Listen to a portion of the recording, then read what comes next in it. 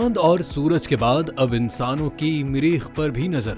इंसानों को मरीख पर ले जाने वाले तेज तरीन रॉकेट पर काम शुरू कर दिया गया। ये कारनामा सरअंजाम देने के लिए नासा ने काम शुरू कर दिया है, लेकिन इंसानों को मरीख पर उतारने के चैलेंज में सैयारे से वजनी सामान लाने और ले जाने का मसला भी शामिल है, जिसे हल करने के लिए अगर मौजूदा रॉकेट टेक्नोलॉजी का इस्तेमाल किया जाए तो सिर्फ एक चक्कर लगाने में ही तकरीबन 2 साल लग जाएंगे।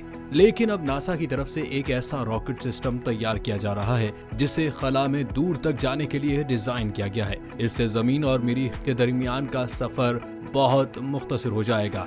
नासा के मुताबिक पीपीआर का मकसद मुस्तकबिल में मरीख पर तवील फासले के खलाई मिशन में इनकलाब लाना है। ये मुमकिन तौर पर सैयारे तक सफर को सिर्फ 2 माह में मुकम्मल कर लेगा। ये रॉकेट 5000 सेकंड के मखसूस तसलसल के साथ 1 लाख पावर की तवानाई पैदा करने के काबिल होगा और ये टेक्नोलॉजी मौजूदा खलाई जहाज के मुकाबले में खलाबाजों और कार्गो को मरीख तक ज्यादा मौसर और तेजी से लेकर जाने और लाने की हामिल होगी।